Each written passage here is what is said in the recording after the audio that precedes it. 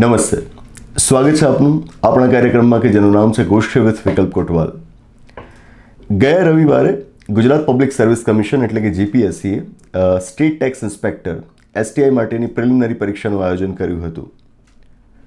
એ દર્શક મિત્રો કે જે આ સ્પર્ધાત્મક પરીક્ષા જગત સાથે દૂર દૂર સુધી ક્યાંય સંકળાયેલા નથી એ ચિંતા ન કરે. હું અત્યારે એ પરીક્ષાઓની વાત નથી કરવાનો. But bureaucracy is very much part of our routine life. Bureaucracy એટલે કે અમલદારશાહી, અધિકારીઓ, કર્મચારીઓ, સરકારી આખું તંત્ર એ આપણા જીવનનો એક હિસ્સો છે. તો ત્યાં આગળ કંઈક થતું હોય તો એની ચર્ચા આપણે કરવી રહી. સમાજ ઉપર એની બહુ મોટી અસર પડતી હોય તો એટલે આપણે એની વાત કરવી રહી. તો જીપીએસસીએ આજે એસટીઆઈની પ્રિલિમિનરી પરીક્ષાનું આયોજન કર્યું હતું ને, એમાં એક પ્રશ્ન પૂછ્યો હતો અને એ જૈન ધર્મ વિશે હતો. બૌદ્ધ ધર્મ વિશે પણ સવાલ હતો. આવા લગભગ 3-4 સવાલો ત્યાં આગળ હતા. અને જૈન ધર્મ વિશે સ્પેસિફિકલી જે સવાલ હતો એમાં વિધાન આપેલા હતા. નક્કી કરવાનું હતું કે વિધાન સાચા છે કે ખોટા છે, કે પછી એક જ સાચું છે બીજું ખોટું છે, અથવા તો બીજું સાચું છે ને પહેલું ખોટું છે. વિધાન એક એવું હતું કે જૈન ધર્મ ઈશ્વરના અસ્તિત્વમાં માને છે, અને બીજું એક વિધાન એવું હતું કે જૈન ધર્મ વર્ણ વ્યવસ્થાની આલોચના કરે છે. પહેલું વિધાન શું છે? જૈન ધર્મ ઈશ્વરના અસ્તિત્વમાં માને છે. અને બીજું સ્ટેટમેન્ટ શું છે કે જૈન ધર્મ વર્ણ વ્યવસ્થાની આલોચના કરે છે. હવે આ વિધાનોની ખરાઈમાં હું નથી જઈ રહ્યો. એ ચર્ચા કરવી એક આખો અલગ વિષય છે. આપણે ફિલોસોફીની ઘણી બધી વાતો કરવી પડે અને અત્યારે પ્રાસંગિક નથી. મારે જે વાત કરવી છે થોડી અલગ છે. આવા પ્રશ્નો પૂછાતા હોય છે. યુપીએસસી અને જીપીએસસીની સિવિલ સર્વિસીસની એક્ઝામ આપ જોશો તો આ પ્રશ્નો પૂછાવા એ બિલકુલ સામાન્ય છે. મને યાદ છે કે જ્યારે હું યુપીએસસીની સિવિલ સર્વિસીસની પરીક્ષા આપતો ત્યારે લગભગ પહેલા એટેમ્પ્ટમાં જ કે બીજા એટેમ્પ્ટમાં જે પ્રિલિમિનરી પરીક્ષા આપી એમાં અમને જૈનિઝમમાં જે જીનનો ખ્યાલ છે એના વિશે પ્રશ્ન પૂછાયો હતો. બુદ્ધિઝમના પણ ઘણા બધા ફિલોસોફિકલ ખ્યાલો આધારિત સવાલો અમને પરીક્ષામાં પૂછાયેલા હતા. અરે તમે જ્યારે યુપીએસસીનું એથિક્સનું પેપર તૈયાર કરતા હો ને, એમાં તમારે વિશ્વભરની અલગ અલગ ફિલોસોફીઝ, દર્શનનો અભ્યાસ કરવાનો હોય અને એમાં તમે જૈનિઝમ અને બુદ્ધિઝમની વાત ન કરો ને તો એથિક્સનું પેપર તૈયાર જ ન થાય. તો કરવું જ પડે. આ સહજ છે. આ કરવાનું જ હોય. આ પ્રક્રિયાનો ભાગ છે. અને એ પ્રક્રિયાના ભાગરૂપે જૈન ધર્મ તેમજ બૌદ્ધ ધર્મ શું એ નાસ્તિકતા ઉપર આધારિત ધર્મો છે? Are they atheistic religions? આની ડિબેટ આપણે કરવી પડે. વિદ્યાર્થીઓ કરવી પડે, અમારે એમને કરાવડાવવી પડે. અને જો ન કરાવડાવીએ તો આ પ્રશ્નનો જવાબ એ આપી શકે? વર્ણ વ્યવસ્થા ભારતની અંદર લેટર વેદિક એજની અંદર જે વર્ણ વ્યવસ્થાનો ખ્યાલ એના બીજ રોપાયા, જે સમય જતાં જાતિ વ્યવસ્થામાં પરિવર્તિત થયું. આ વર્ણ વ્યવસ્થાની આલોચના કરવી જ પડે. જો એ આલોચના અમે વિદ્યાર્થીઓને ન કરાવડાવીએ તો શું વિદ્યાર્થી આ પ્રશ્નનો જવાબ આપી શકશે? મુદ્દે વાત આ છે કે આપણી બહેસો કેવી હોવી જોઈએ, આપણી ચર્ચાઓ કેવી હોવી જોઈએ, આપણા વાદ વિવાદ કેવા હોવા જોઈએ, આપણા સંવાદ કેવા હોવા જોઈએ. આ વાત અત્યારે એની હું કરી રહ્યો છું. આપણે ધીરે ધીરે એક એવી સંસ્કૃતિનું સર્જન કરી રહ્યા છીએ કે જ્યાં આગળ આવા વાદ વિવાદોનું સ્થાન એ નીકળી રહ્યું છે. એની શક્યતા જાણે કે સંકોચાઈ રહી છે. એનું પ્લેટફોર્મ જાણે કે નાનું બની રહ્યું છે. ધાર્મિક મુદ્દા ઉપર પોતાનો મત રાખવો એ આજે જોખમી બની ગયું છે. સાચો ભારત તો આવું છે જ નહીં. ઈસવીસન પૂર્વે 6ઠી સદીમાં જ્યારે જૈનિઝમ બુદ્ધિઝમનો ઉદય થયો, એની શરૂઆત થઈ, આ પાંચો ઇતિહાસ, એ વખતે આ જ ભારતની અંદર 60થી પણ વધારે અલગ અલગ વિચારધારાઓનો જન્મ થયો હતો. આ બેમાંથી પ્રમુખ રૂપથી જૈનિઝમ અને બુદ્ધિઝમ ટકી, પણ માત્ર એ બે જ વિચારધારાઓ જન્મી હતી એવું નથી. બીજી કેટલી વિચારધારાઓ આ ભારતની ભૂમિ ઉપર જન્મી હતી. ભારતનું મૂળ આ જ છે. એનો મૂળ સ્વભાવ આ છે.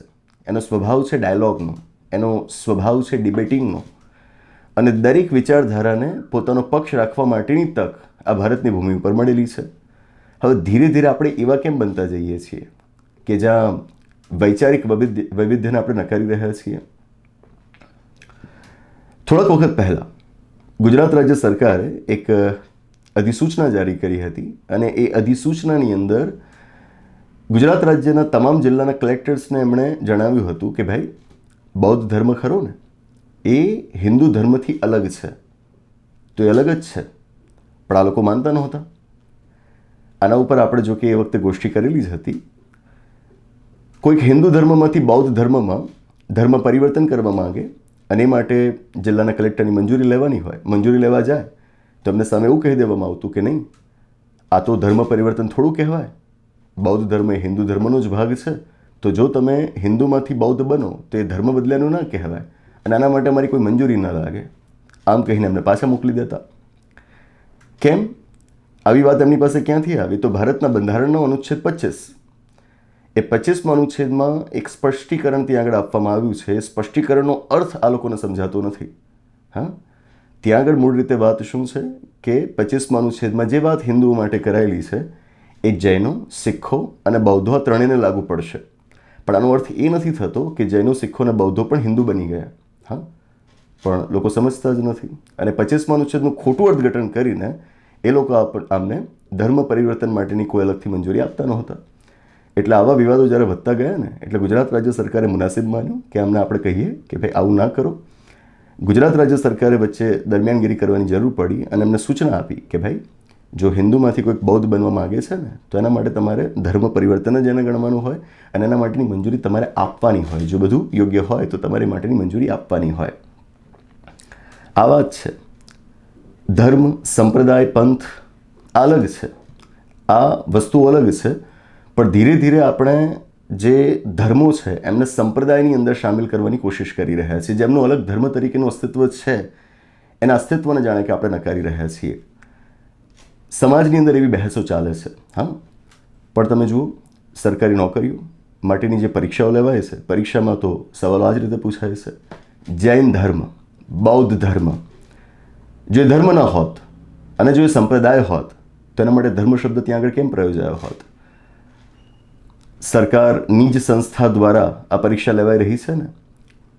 સરકારનું જે સત્તાનું માળખું છે ને એ સત્તાના માળખામાં જે ઉપર બેઠેલ વ્યક્તિઓ છે એ આ બધી જ હકીકતોથી વાકેફ છે. એ આ બધી જ હકીકતોથી વાકેફ છે. પણ સોશિયલ મીડિયા ઉપર આ જે તોફાન ઊભું થાય છે એ તોફાનમાં લોકો ભાન ભૂલી જાય છે અને ઇતિહાસના જે સ્થાપિત તથ્યો છે એ તથ્યોથી જાણે કે લોકો મોઢું ફેરવી લે છે. કોઈને મોઢું ન ફેરવવાનું હોય પણ એ વિદ્યાર્થીઓ વિશે વિચારો.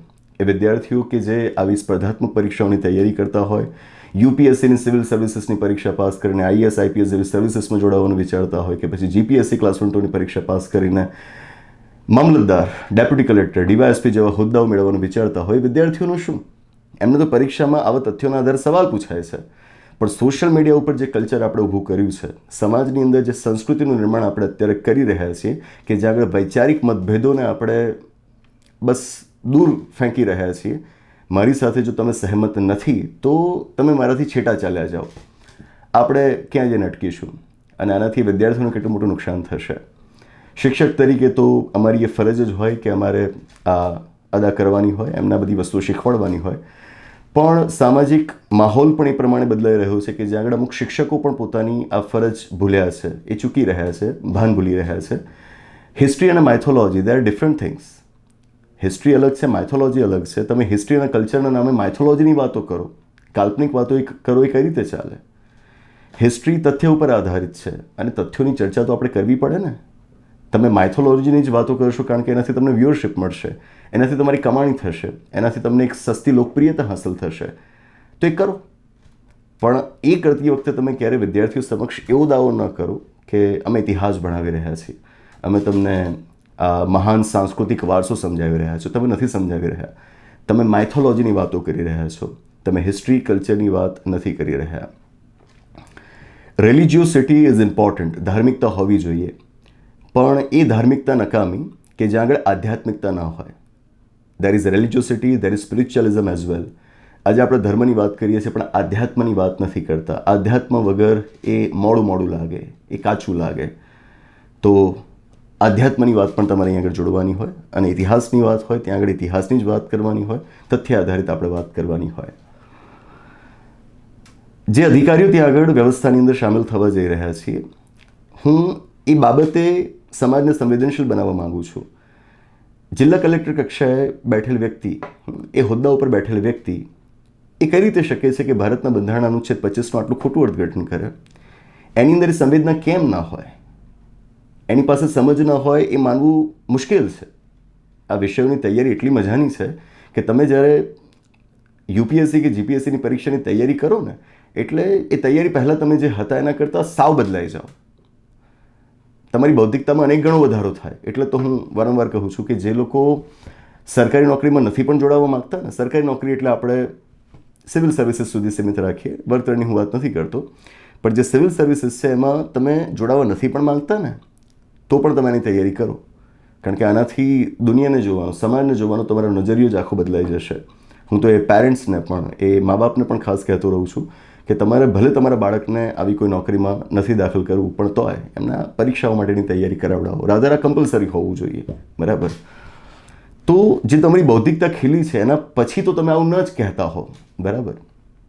પણ હવે હું જોઈ રહ્યો છું કે ધીરે ધીરે સંવેદનાઓ પણ આ તૈયારીઓ દરમિયાન મળતી જાય છે. થોડાક વખત પહેલાં મારી એક સંસ્થાની અંદર કામ કરવાનું થયું. સામાન્ય રીતે આપણી સંસ્થાને હવે 10 વર્ષ તો પૂરા થઈ ગયા, આપ જાણો છો. એટલે હવે હું ખાસ બીજી કોઈ સંસ્થાઓમાં જઈને લેક્ચર્સ નથી આપતો, પણ ક્યારેક જરૂર પડે અને કોઈકનો ખૂબ આગ્રહ હોય તો હું જતો હોઉં. તો એક સંસ્થામાં જવાનું થયું કે જ્યાં આગળ વિદ્યાર્થીઓ સાથે અગાઉ ભારતના બંધારણ વિષય ઉપર થોડીક ચર્ચા થયેલી હતી. આવું મારી સાથે ઘણી બધી વખત બન્યું છે કે હું કોઈક એવી સંસ્થામાં મને બોલાવાયો હોય કે જ્યાં આગળ ભારતના બંધારણ ઉપર અગાઉ ચર્ચાઓ થયેલી હોય અને મારે હવે ત્યાંથી થોડુંક આગળ વધવાનું હોય, અથવા તો સાચું કહું તો જે જૂનું કહેવાયેલું હતું એને ભૂંસીને નવેસરથી મારે એકડા ત્યાં આગળ લખવાના હોય. આવું ઘણી બધી વખત બન્યું છે. તો એ વિદ્યાર્થીઓ સાથે જે ભારતના બંધારણની ચર્ચા જે કોઈ પણ વ્યક્તિએ કરેલી હશે, જાતિ આધારિત આરક્ષણ હોવું જ ન જોઈએ. હા, તર્ક શું? કોઈ નહીં. તથ્યો શું? કોઈ નહીં. બસ કહી દીધું. ભાઈ શાના આધારે? મહિલાઓ માટેનું આરક્ષણનું બિલ એ વખતે આપણી સંસદમાં આવેલું હતું. મહિલાઓને આરક્ષણ હોય? આ વાત આ વિદ્યાર્થીઓની અંદર કેવી ચેતના જાગશે? એ કેવું વિચારતા થશે? તમે એના સમર્થનમાં ન હોય એ હું સમજું, પણ આમાં બે વિકલ્પ છે. કાં તો તમે એની વાત જ ના કરો જો તમે એના સમર્થનમાં નથી, અને જો વાત કરો છો તો સમર્થન કેમ નથી કરતા એના તથ્યો સાથે વાત કરો. બસ હું આમ માનું છું અને પેલી ચાની કેટલી પર બેઠેલા વ્યક્તિઓ જે પ્રકારની વાતો કરતા હોય એ પ્રકારના બેહુદા કુતર્ક તમે ત્યાં આગળ આપતા હો, આમ વિદ્યાર્થીઓને તૈયાર કરવાના. આજે મારે સમજાવવું રહ્યું વિદ્યાર્થીને કે પંચાયતો અને નગરપાલિકાઓમાં જ્યારે મહિલા આરક્ષણ આવ્યું, બંધારણની અંદર લખાયું કે એમને ઓછામાં ઓછા 1/3 બેઠકો આરક્ષિત કરી આપવામાં આવશે. ઓછામાં ઓછા 1/3, એટલે કે 1/3 બેઠકો તો આપવાની જ છે. ચાહો તો એનાથી વધારે આપો, 1/3થી ઓછી ના આપી શકાય. હવે જ્યારે તમે લોકસભા અને વિધાનસભાની અંદર મહિલાઓ માટે આરક્ષણ માટે સુધારો કર્યો બંધારણમાં, ત્યાં તમે શું લખ્યું? મહિલાઓ માટે સીટો ત્યાં આગળ આરક્ષિત રાખવાની છે. As nearly as possible 1/3 of the total sets. એટલે કે લોકસભા અને વિધાનસભાઓમાં એમને આરક્ષણ કેટલું આપવાનું? શક્ય તેટલું નજીક. શેની નજીક? 1/3ની નજીક. હા, મતલબ કે તમારે એમને ત્યાં આગળ વધીને 1/3 બેઠકો જ આરક્ષિત કરી આપવાની છે, એનાથી વધારે નહીં. પંચાયતો અને નગરપાલિકાઓમાં શું છે? તમારે ઓછામાં ઓછી સીટો 1/3 એમને આરક્ષિત કરી આપવાની છે. લોકસભા અને વિધાનસભામાં શું છે? મહત્તમ 1/3 બેઠકો એક રીતે તમારે આરક્ષિત કરી આપવાની છે. કેટલો મોટો તફાવત છે! મારા ફેક્ટ્સ ઉપર ચર્ચા કરવાની હોય ને, નહીં કે મારા બાયસીસના આધારે મારે ચર્ચા કરવાની હોય. અને જો હું આ ફેક્ટ્સ સાથે ચર્ચા કરું છું તો હું સરકારની આલોચના નથી કરતો, હું સરકારની વિરુદ્ધ નથી બોલતો, હું તથ્યો ઉપર વાત કરી રહ્યો છું. પણ આ કલ્ચર આપણે સમાપ્ત કરી રહ્યા છીએ, ધીરે ધીરે એને ખતમ કરી રહ્યા છીએ, આપણા બાયસીસના કારણે, આપણી રિજિડિટીના કારણે, આપણી જડતાના કારણે. અને આનાથી બ્યુરોક્રસીમાં જે એક નવી પેઢી દાખલ થવા જઈ રહી છે ને, જૂની પેઢીઓ પણ કોઈ બહુ સારી હતી એવું નથી. દરેક સમયે બાયસીસ રહ્યા છે. અને બ્યુરોક્રસીનું એબ ઇનિશિયો સ્ટ્રક્ચર જ એવું છે કે એની અંદર સેન્સિટિવિટીનો અભાવ જ હોય છે. એમની પાસેથી તમે કોઈ બહુ મોટા સોશિયલ ચેન્જીસની એક્સપેક્ટેશન્સ ન રાખી શકો. જે રાખે છે એ મૂર્ખ છે, બરાબર? પણ વસ્તુ એ છે કે જો એક નવા ભારતનું આપણે નિર્માણ કરી રહ્યા છીએ, નવા ભારતની અંદર એક બૌદ્ધિકતાની આપણને જરૂર પડશે. અને બૌદ્ધિકતાને આપણે તૈયારીના સ્તર ઉપર તો ખતમ ન કરીએ, તૈયારીના સ્તર ઉપર તો ખતમ ન કરીએ. આવા વિદ્યાર્થીઓ ભવિષ્યમાં જ્યારે સરકારમાં જોડાશે તો આમાંથી જ ને, જોડાશે તો આમાંથી જ ને. તો એ કેવા અધિકારીઓ હશે કેવી રીતે કામ કરશે, સમાજના નબળા વર્ગો પ્રત્યે એમની અંદર સંવેદનાઓ શું હશે, મહિલાઓ માટે શું વિચારતા હશે, કે જ્યારે તમે લેક્ચરની અંદર એક એવી રિમાર્ક પાસ કરી દો છો કે જે મહિલાઓ માટે અપમાનજનક હોય, પણ સામે વિદ્યાર્થીઓમાં મોટાભાગના છોકરાઓ છે એટલે તમને બિરદાવશે, પણ સાથે જે બહેનો બેઠી છે એમનું પણ ક્યારેક વિચારીએ. આ સ્થિતિ છે. ધીરે ધીરે વાદ સંવાદનું, વાદ વિવાદનું એ કલ્ચર આપણે ભૂલી રહ્યા છીએ, અને આ સાચું ભારત નથી. નથી તે નથી જ. સાચું ભારત એ જ છે કે જેણે શક્ય તેટલી વધુ અને વૈવિધ્યસભર વિચારધારાઓને એક સાથે ઉછેરવા માટેનું પ્લેટફોર્મ પૂરું પાડ્યું હોય. આ સાચું ભારત છે. કોઈ એક વિચારધારા હાવી થાય એ તો સ્વાભાવિક છે. જ્યારે બહુમત હશે કોઈક જગ્યાએ તો વિચારધારા હાવી થાય એ સ્વાભાવિક છે, પણ એના હાવી થવામાં એવું ન બની જાય કે બાકીની વિચારધારાઓ જ સમાપ્ત થઈ જાય, એમનું નામો નિશાન નીકળી જાય. એવું ના હોય. જે તે સમયે એક વિચારધારા વધુ પ્રભાવી હોય એ બને જ, અને બિલકુલ સહજ છે, પણ એનો અર્થ એવો જરાય ન લેવાય કે બાકીની તમામ વિચારધારાઓને તમારે સમાપ્ત કરી દેવાની છે. હું સમાજવાદી નથી. I am not a socialist person, I am not a communist person. હું સામ્યવાદી નથી. તમે હોઈ શકો, ભલે હું સામ્યવાદી નથી, પણ જો આપ સામ્યવાદી છો તો ઠીક છે, રહો. હું મારી વિચારધારા પ્રમાણે ચાલીશ, તમે તમારા પ્રમાણે ચાલશો, અને આપણી વચ્ચે થશે ટકરાવો, થશે, ઘણા ટકરાવો થશે, પણ એ ટકરાવોની જ મજા છે ને. એ ટકરાવથી જ આપણું લોકતંત્ર ખેલશે. તો હું તમારી વિચારધારાને જડમૂળથી કાઢી નાખવા માટેનો પ્રયત્ન નહીં કરું. હા, દેશ માટે, રાષ્ટ્ર માટે જો એ બહુ હાનિકારક હશે તો વાત અલગ છે. હું પૂરજોશમાં તમારો વિરોધ કરીશ, પણ ફક્ત તમારી વિચારધારા મારાથી અલગ છે, તમે મારા વિચારો સાથે બંધ નથી બેસતા, એના કારણે હું તમારું અસ્તિત્વ ખત્મ કરી દેવાની કોશિશ કરું તો એ તો ના ચાલે. એ ના ચાલે. આપણું બંધારણ એને માન્યતા નથી આપતું. આ વાત છે. પેપર્સ આવા આવતા રહેતા હોય. જેમ મેં કહ્યું ને કે યુપીએસસીના મેં પણ જે પેપર્સ આપેલા છે એની અંદર અમે આવી ચર્ચાઓ બહુ સામાન્ય રીતે કરતા હોઈએ, પણ આટલા વર્ષો મને સમજાયું છે કે આ પ્રકારની ચર્ચાઓ એ અમુક લોકો સુધી સીમિત રહી ગઈ છે. સિવિલ સર્વિસીસની તૈયારી કરતા હોય એ વિદ્યાર્થીઓ અમુક જગ્યાએ લો કોલેજીસની અંદર, અમુક હ્યુમેનિટીઝની કોલેજની અંદર, અમુક ઇન્ટેલેક્ચ્યુઅલ સર્કલ્સની અંદર, કોર્ટ રૂમ્સની અંદર, અમુક ટોક શોઝની અંદર, આવી અમુક જગ્યાએ જ આ પ્રકારની બહેસો થાય છે. બાય એન્ડ લાર્જ ભારતીય સમાજમાં સામાન્ય રીતે સામાન્ય લોકો આવી ચર્ચાઓ નથી કરતા, અને એટલે ધીરે ધીરે એમને કોઈ ચોક્કસ વિચારધારા જો હાવી થઈ જાય તો એમાં એમને કંઈ ખોટું નથી જણાતું. એમને એ કોઈ અજુગતી બાબત નથી લાગતી. એ વાસ્તવમાં અજુગતું છે, એ અસહજ છે, એ અકુદરતી છે, એ ભારતીય જરાય નથી. જ્યાં જ્યાં ભારતીય હોવાની વાત આવશે ને એમાં ડાયવર્સિટીની વાત આવશે, વૈવિધ્યની વાત આવશે, અલગ અલગ વસ્તુઓ હોવાની વાત આવશે. ભારતની ખરી મહાનતા એના વૈવિધ્યમાં છે, અને વૈવિધ્ય હોવા છતાં પણ આપણે એક હોવું એ જ આપણી સૌથી મોટી કસોટી છે, અને આપણી સિદ્ધિ પણ છે. એને આપણે ક્યારેય ના ભૂલીએ. તો બસ એ જ આશા રાખું કે આ સંવાદ, આ ગોષ્ઠી આપને ગમી હશે. આપના પણ વિચારો નીચે જણાવજો. જેટલા અલગ અલગ વિચારો હશે એટલું આપણું લોકતંત્ર વધારે મજબૂત છે એવું આપણે માનીશું, અને હાલ જેટલા વિચારો છે એનાથી બમણા 3 ગણા વિચારો ભવિષ્યમાં તમે પ્રદર્શિત કરતા હશો તો આપણે માનીશું કે આપણું લોકતંત્ર હજુ પરિપક્વ થઈ રહ્યું છે, હજુ મજબૂત થઈ રહ્યું છે. તો બસ એ જ અપેક્ષા સાથે આ ગોષ્ઠીની અહીં આગળ સમાપ્ત જાહેર કરું છું. આવનાર એપિસોડમાં આવી જ કોઈક નવી વાત સાથે, એક રસપ્રદ ચર્ચા સાથે, એક નવી ગોષ્ઠી સાથે પાછા મળીશું. આભાર. નમસ્તે.